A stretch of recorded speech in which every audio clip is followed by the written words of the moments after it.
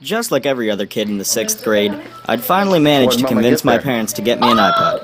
Having conquered the wrapping paper which disguised it, I victoriously gazed in awe at the blue iPod Nano, which was now mine. Aside from the minor hindrances of Apple's impenetrable packing, it took no time for me to hook it up to my computer. It now became apparent that the few ripped CDs and sample classical music on my hard drive just wouldn't cut it for the capabilities of my new device. A couple of 99-cent purchases from iTunes, and a few minutes later, my iPod was now ready to deliver all the satisfaction that commercials of dancing silhouettes had promised me. Me and my iPod were inseparable. Until a month later, when the iTunes billing statement came out. What on earth did you spend $130 on?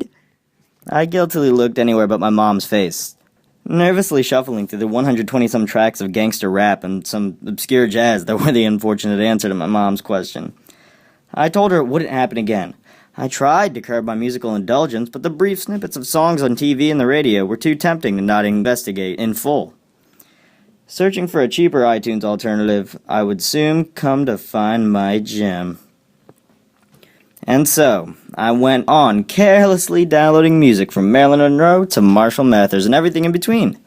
Until. And so, I still went on, carelessly downloading music. I mean, what could be the big deal in just downloading a couple files? I could save any image from a website just as easily as it had been to download a couple of MP3 files, but saving images wasn't illegal now, was it? As I began to hear more on the music piracy issue, I soon came to realize the issue with the copyrights. Still, though, I couldn't really take any firm stance on the matter.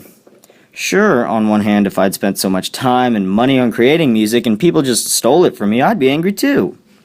But besides obvious quality improvement, what was the difference between hearing a song on the radio and hearing it from my iPod?